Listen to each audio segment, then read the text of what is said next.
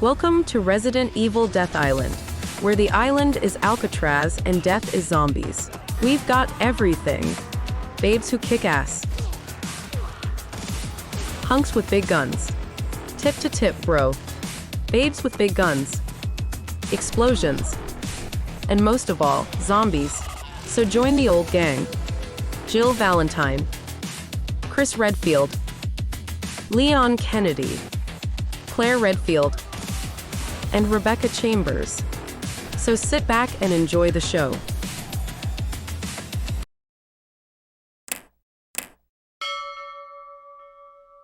Warning: graphic scenes of zombies, blood, and gun violence.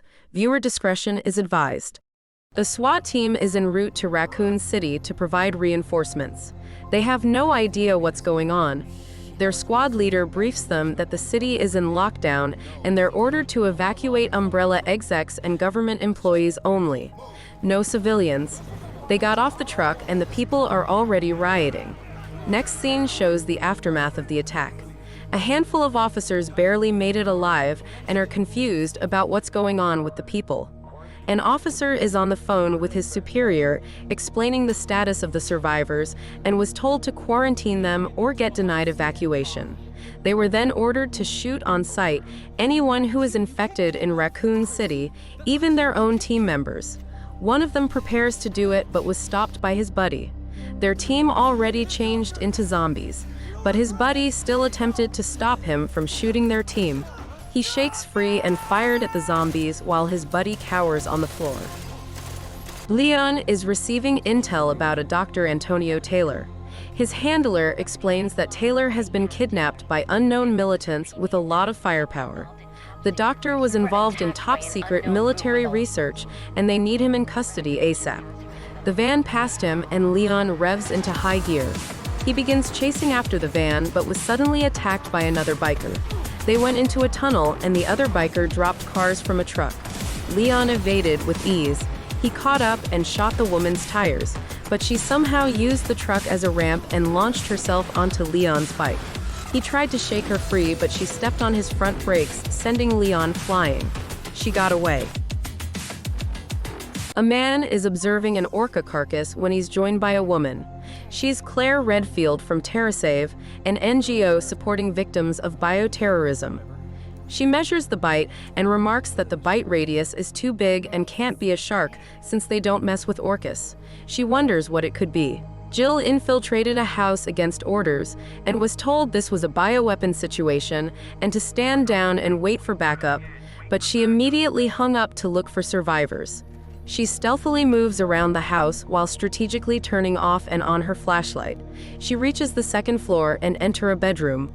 Blood is splattered on the wall, and moving in, she notices a body on the floor. She turns it, and she was too late. Jill left the room but was attacked by a zombie out of nowhere. She struggled to keep it from biting her and pushed them both off the ledge. She finished it off then and there. Just then, the rest of the SWAT officers stormed in with Chris Redfield at the forefront. Back in HQ, Chris talks to Rebecca about the previous night's action. He says the city now has 12 cases so far. Rebecca says that the tests indicate that all were infected with an improved version of the T-virus and they all have needle marks, and that their victims didn't turn into zombies and just died from their wounds. So the virus isn't spread by air or by bite. Rebecca asked if Jill was bit, and Chris said no, she was just being reckless. She tells him to go easy on Jill since she's been through a lot, so she's probably just trying to make up for what happened to her. Jill was letting off some steam in the firing range. Chris walked in and tells her he wants her off this case and to take some time off. What's up? She mentions the time when she was mind-controlled by Wesker, a major virologist villain. All she wanted to do was to kill Chris while being conscious of it and unable to do anything. But she's fine now. Chris tells the story of Piers who fought alongside him. Chris wanted him to succeed him, but instead Piers died saving him. They always put their lives on the line for this job, but Jill's action last night was too reckless, and others' lives were put at risk, so they have to be more careful. But Jill wasn't having any of it. She ignored Chris and went back to target practice. A mysterious man steps in and congratulates Dr. Taylor on producing a working prototype. He then produced a revolver and only put one bullet in. He then aims it at Dr. Taylor's head and fires, but there's no bullet. He says that fate decided that you'll die another way. He then tried the gun on himself and it just clicked silently. Chris and Jill meets up with Claire and all exchanged some bland pleasantries. Claire shows a map of Alcatraz where around it is considered a giant national marine sanctuary. Lately, a lot of tracked whales have been disappearing around the area. She explains that the orca carcass from earlier had a strain of T-virus in it, similar to the infected people in the city. Rebecca brings up the list of infected on the screen. Everyone has one thing in common. They all visited Alcatraz recently. The trio quickly embarked on a trip to Alcatraz. Chris calls Rebecca, and she tells him that she can create a vaccine for it. Dr. Taylor escaped from the lab, which now shows being in Alcatraz. The man appears to be expecting the trio to show up, so he proceeds to debut their creation. Claire, Chris, and Jill are walking with the tourists when suddenly a zombie bites a person. Chris hurried over and quickly dispatched the zombie. Then an influencer turned into a zombie and all hell breaks loose. Jill tussles and managed to dispose of one. Claire helps a woman and joins other survivors inside a cell. They try to barricade the door, but the zombies are too athletic and got in. The woman turned into a zombie despite not being bit, which confused Claire. Meanwhile, Jill is still busy killing zombies, but is doing just fine. A guard behind her is overwhelmed with zombies, so she rushes in to help out. After taking care of all of them, the guard turns into a zombie. Jill has no choice but to take care of it with style. Chris is doing what he can to save people, but their area is completely overrun. Jill recovers and slowly begins to explore her surroundings. The mystery man is being philosophical about the nature of good and evil in the context of the food chain, but he's obsessed with Russian roulette. A flashback brings us back to the two officers at the start. We now learn that the mystery man's name is Dylan and his buddy is JJ. JJ kept firing at the zombies, but one managed to get through and bite him. He ended up killing every zombie. Dylan reported that there are 2 survivors, but one is bit and bleeding bad. He was denied evac and was ordered to terminate all infected. JJ and Dylan fought for the gun and Dylan got hit on the leg. In the end, Dylan got the gun and pointed it at JJ. JJ mouthing the words, "Help me please." Back in the present, Dylan fired the gun only to come up blank. Chris and Claire are trying to reach Jill but don't get a response back. A noise coming from behind alerted the two.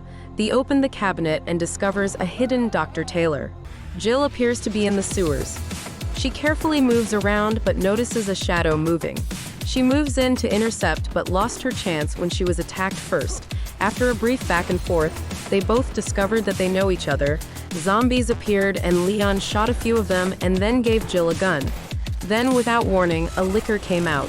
Lickers are blind but are sound sensitive, so Jill and Leon remained very still.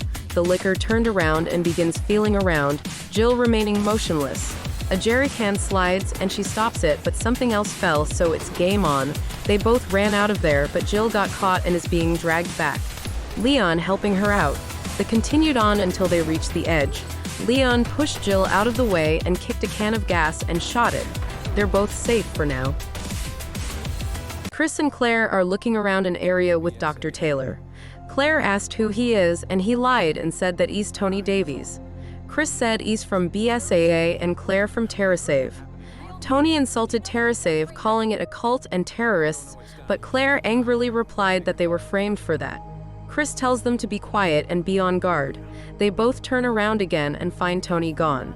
There was a cry of help from some distance, and Tony is cornered by a zombie. They help him out, and a couple more zombies come out. Claire creatively killed the 2 zombies with the help of a table, while Chris by just brute force. Tony was okay, but Claire had a look anyway. Tony was sorry, he called her a terrorist, Chris telling him that they help anyone, even the bad guys. Jill asked what the tunnel is for, and Leon said that it's to move ammunition back when Alcatraz was still a fortress. She asked why he's here, and Leon said he's looking for the doctor who's a robotics engineer. looking to sell his research to another country but got kidnapped. She said her reasons, and Leon thinks they're connected. Leon felt a draft from somewhere and moved the bricks. They found a hidden passageway and decide to enter. They come across what looks like a tank with mutated creatures. Something seems to be moving its way into the mess hall. It eventually finds Chris and Claire. It landed on Claire first and stings. She double over. It hit Chris next. Tony seems to know what happened to them and gets away. He runs up the stairs but was blocked by the woman who attacked Leon earlier. They now arrived at what looks like a submarine dock. As they both look around, Leon deduced that they're using it as an armory these days. Rebecca calls Hunnigan, Leon's handler. Hunnigan sent her intel, but Rebecca says she can't contact the gang. Hunnigan said that someone hacked into the Department of Defense looking around cases of bioterrorism in Raccoon City. They stole data on Leon, Chris, Jill, and Claire. Leon and Jill soon come across Dylan's control room. Leon explained that the screen is showing the biodrones, which is Dr. Taylor's expertise. Leon thinks the lab from before is the incubation tanks for it. Then Dylan reaches out via the speakers. He invited the two to meet him in the prison main block where Chris and Claire are already in. Rebecca prepares and packs the vaccine, and her escorts go with her. Leon and Jill both head to the main block and eventually finds everyone. Both Chris and Claire looking pale. Leon finds Dr. Taylor and exposes him, and Claire was confused why he lied. The lights turn on and Dylan reveals himself. He's explaining how people are getting infected without being bit when Leon gets stung by a biodrone. Dylan tells him he gives the biodrone a target and they always deliver. The mystery woman, who now we learn is Maria Gomez, kicked Leon. Leon realized that Arias, a former CIA-turned-bioterrorist, was helping Dylan. Dylan says that the gang are not protecting the people, but the corporate executives who profit from this mess. He recalls his painful memory with JJ. JJ pleads for his life, but Dylan pulls the trigger. The gun only clicked. JJ scrambles to find his gun, but Dylan attacked and killed him with a toolbox. Dylan says he's sick of this world and how those with money and power get to decide what's right or wrong, good or evil. So he'll wipe the slate clean with the virus. But he won't kill everyone, only those he decide. Like how he spared Jill so she can experience his same pain from before. He warned her to watch out for Claire, since she's about to turn and Taylor is still inside. Dr. Taylor ordering Jill to shoot Claire to save him. Rebecca and the rest of the SWAT team are nearing Alcatraz. Back in Alcatraz, Dylan is berating everyone. Leon, how he's working for those who cover up the truth. Claire, how she works for a group that don't solve the actual problem, but only offer band-aid solutions. Chris, how he always sacrificed team members in each mission. Jill, how she always rely on emotions and not think logically. Dylan said that he did his duty, but his superiors still made him kill his best friend anyway. He has to carry this guilt and suffering all his life, and soon his biodrones will share it to the rest of the world.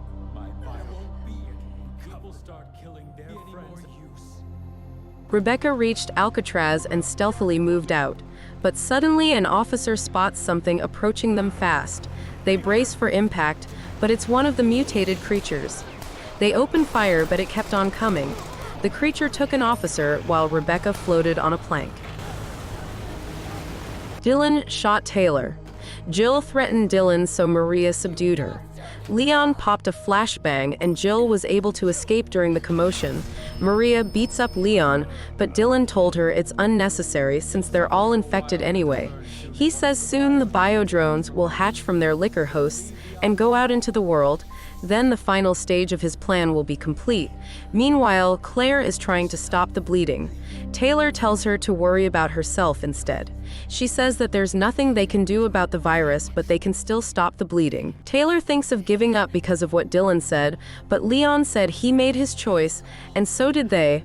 Chris says that we can't deny the world is messed up, and destroying it is easy, but doing the right thing despite it all is the hardest.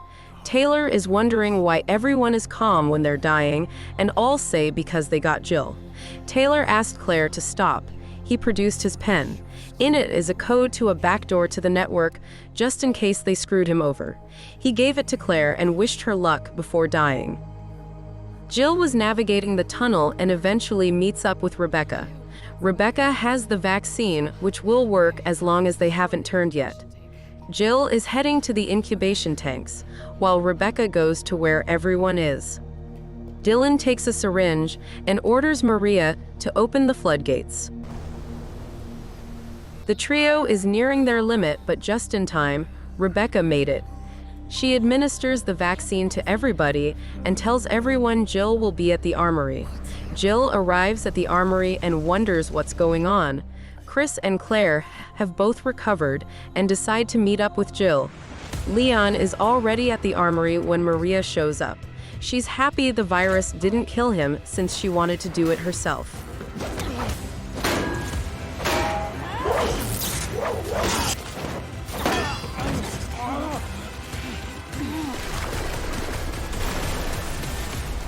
Jill finds Dylan and tells him to give up since the others were cured. Dylan expected it and says it doesn't matter. Soon the world will see there is no justice, no good or evil. He can finally atone for killing his friend. He shoots himself and falls into the water. As he sinks, he's eaten by the creature. Leon is still getting beat up by Maria. He starts shooting, but it's not very effective. Leon just keeps getting grappled. Then he starts to fight back, but got kicked to oblivion instead. Leon eventually got a good punch in, followed by a great spinning back kick. And Maria flew and got impaled. There's no coming back from that. The whole gang finally meets up at the armory. A colossal creature emerges from the water. It's Dylan, and he fused with a bioweapon. Everyone locked and loaded and got ready. Leon shot a crane and got it hooked. Claire and Rebecca fired rockets at it. Chris and Jill also sharing with the fun. Leon tells Claire and Rebecca to stop the biodrone with the code they got from Taylor. Chris and Jill making full use of the armory's resources. Leon drives a tanker and dropped a grenade before dropping off. Claire and Rebecca got in the network using the codes and proceed to stop the drones. Claire overrides the programming and is not in manual mode. She goes to press the button, but Rebecca stops her, saying that since they now control the drones, they might as well use them. The creature is still fully alive and well. Jill was thrown off a distance, but accidentally discovers a plasma rifle. She asks the two to get the creature closer, since it heats up to 20,000 degrees but short range, so the two work together to make it happen. They use a truck to lure it closer to where Jill is charging the rifle. She fires the plasma rifle. Chris and Leon got knocked out of the truck. The creature looks dead but suddenly awakens. It's not over yet. Jill gears up for another blast, but the charge is back to zero. The creature flings her far away. Just when things seem hopeless, the creature suddenly stops. Rebecca unleashed the biodrones on the creature to mess with its chemistry. The creature ambles to escape towards the water. Chris and Leon chase after it. Rebecca lowers the floodgates. Jill reaches it before everyone and tries to lure it away the water. Chris and Leon connect together a huge weapon.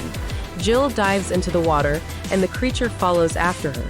She tried to evade, but her bag got caught in its mouth. She frees herself, and the creature continues to escape. Leon aims the bazooka at the gate and fires, the gate falling freely and chopping the creature, Jill's depth charge also detonating. It's finally over, and the whole team rejoices. Jill looks on at the scene. Next scene shows everyone just chilling and waiting for rescue. They see it arrive, and they move to meet it.